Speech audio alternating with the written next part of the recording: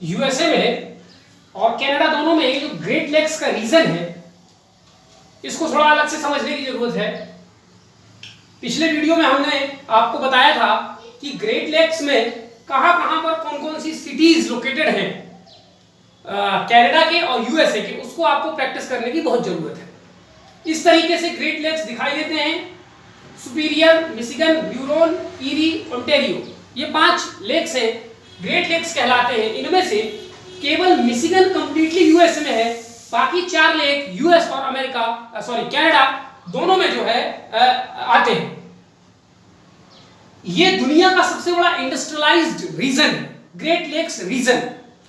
और हमने पिछले वीडियो में देखा था कि यहां पर Milwaukee, Chicago, Gary, Detroit, Toledo, Toronto ऐसे बड़े महत्वपूर्ण इंडस्ट्रियलाइज्ड सेंटर इस पूरे ग्रेट लेक्स के आसपास लोकेटेड हैं। तो ये जो रीजन है ये बहुत इंपॉर्टेंट है, इसको आप ध्यान से कीजिएगा, ठीक है। अब ग्रेट लेक्स के बारे में यहां पर हमें ध्यान रखना है कि ग्रेट लेक्स में कुछ कैनाल्स भी पाए जाते हैं जिसके माध्यम से आपस में दोनों जो लेक्स है उनको जोड़ा गया है। जैसे सुपीरियर और मिशिगन, इन दोनों को जोड़ने के लिए एक कैनाल बनाया गया है जिसका नाम है सू कैनाल।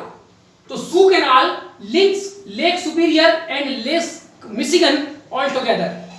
लेक मिशिगन और लेक ह्यूरोन ऑलरेडी एक दूसरे के साथ कनेक्टेड है, जुड़े हुए हैं।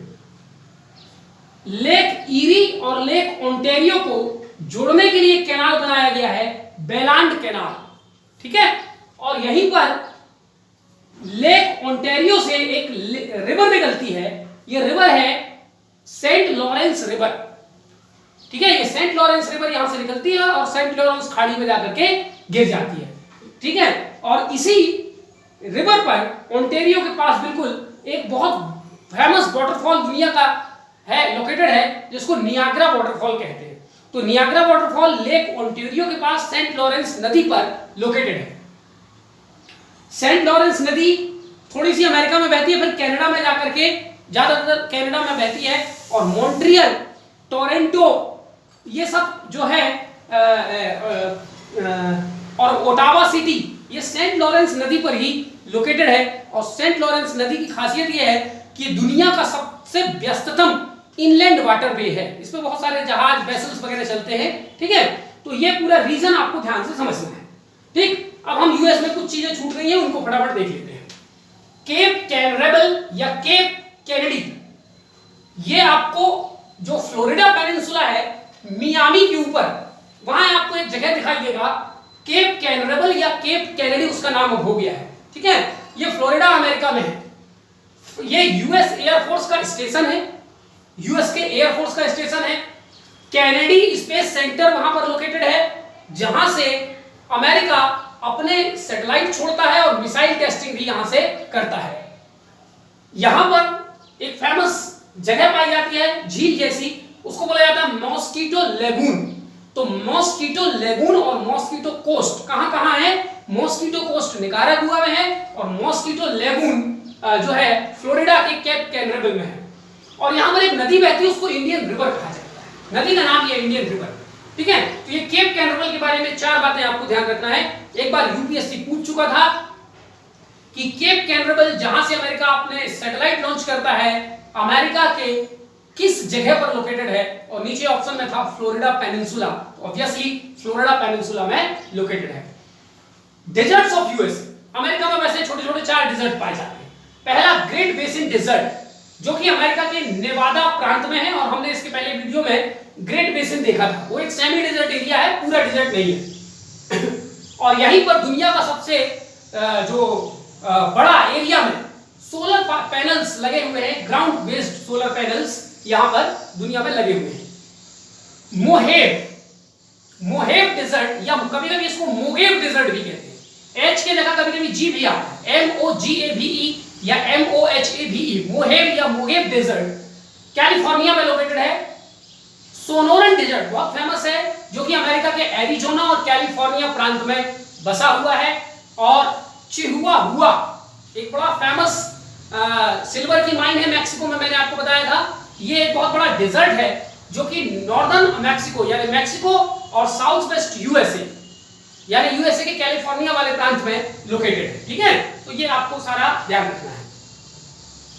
रिवर्स ऑफ यूएसए, अमेरिका की कुछ महत्वपूर्ण नदियां हम देखते हैं।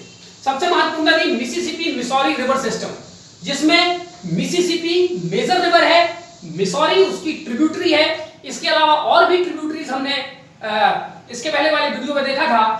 अरकानसास रिवर भी इसकी ट्रिब्यूटरी है, ओहियो रिवर भी इसकी ट्रिब्यूटरी है, रेड रिवर भी इसकी ट्रिब्यूटरी है, और ओहियो रिवर की एक ट्रिब्यूटरी है जिसका नाम है टेनेसी रिवर। और इसी टेनेसी रिवर पर पूरी दुनिया का पहला जो प्रोजेक्ट है, रिवर वैली मल्टी प्रोजेक्ट, वो लोकेटेड हुआ था टेनेसी वैली प्रोजेक्ट के नाम पर। सोर्स कहां से निकलती है? रेड रॉक नामक जगह, मोंटाना, अमेरिका के मोंटाना प्रांत रेड रॉक जगह से निकलती है।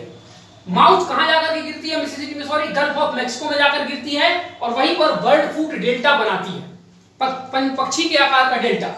लेंथ कितनी लंबाई है इसकी? 3730 किलोमीटर, और ये पूरी दुनिया की फोर्थ लार्जेस्ट रिवर है, ये फोर्थ लॉन्गेस्ट रिवर है।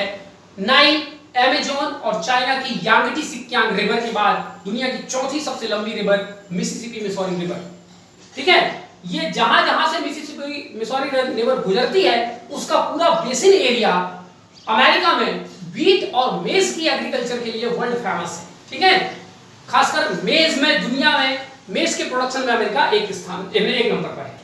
दूसरे नंबर पर सेंट लॉरेंस रिवर, अभी हमने देखा ओंटारियो लेक से निकलती है और जहां जाकर के गिरती है वहां पर गल्फ ऑफ सेंट लॉरेंस है। इसकी लेंथ 1197 किलोमीटर है, और ये अमेरिका और कनाडा के बीच में बॉर्डर बनाती है, जिसमें अमेरिका का न्यूयॉर्क प्रांत और कनाडा का ओंटारियो प्रांत, इनके बीच में बॉर्डर बनाती हुई बहती है। Busiest inland waterway of the world, दुनिया का सबसे व्यस्ततम इनलैंड वाटरवे है, और नियाग्रा वाटरफॉल इस पे लोकेटेड है। ठीक है, इसमें कुछ महत्वपूर्ण सिटी है, जैसे क्यूबेक सिटी कनाडा का, और मॉन्ट्रियल भी इसी सिटी के, इसी रिवर के अराउंड लोकेटेड है। कोलोराडो रिवर, कोलोराडो रिवर कहां से निकलती है? रॉकी माउंटेन से। कहां जाकर के गिरती है? गल्फ ऑफ कैलिफोर्निया में गिरती है। 3334 किलोमीटर की लंबाई है, और इसकी जो दो महत्वपूर्ण ट्रिब्यूटरीज हैं, सहायक नदियां, ग्रीन और गीला, ये कोलोराडो नदी की सहायक नदियां हैं। इसमें दो बहुत विश्व प्रसिद्ध बांध बने हुए हैं, हूवर बांध और बोल्डर बांध। ठीक, और इसी पर ये नदी पहाड़ों से गिरती हुई एक बहुत बड़ा खड्डा बनाती है। ठीक है, जिसको बोला जाता है ग्रैंड कैनियन। ठीक, किसी भी नदी द्वारा बनाया गया ये सबसे बड़ा गॉर्ज है या कैनियन है। अगला है कोलंबिया रिवर, रॉकी माउंटेन से निकलती है, पैसिफिक ओशन में जाके गिरती है, 2000 किलोमीटर की लंबाई है, और उसकी ट्रिब्यूटरी है स्नेक नदी। सबसे महत्वपूर्ण बात ये ध्यान रखना है कि इस पे जो डैम्स लोकेटेड हैं वो है ग्रांड कूली डैम और चीफ जोसेफ नामक डैम जो है वो इस रिवर पर लोकेटेड है।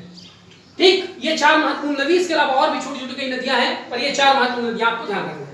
एक बहुत इंपॉर्टेंट फीचर है अमेरिका का सैन एंड्रियास फॉल्ट। इसको जब प्लेट टेक्टोनिक पढ़ रहे थे तो भी हमने पढ़ा था। ये एक ट्रांसफॉर्म फॉल्ट है।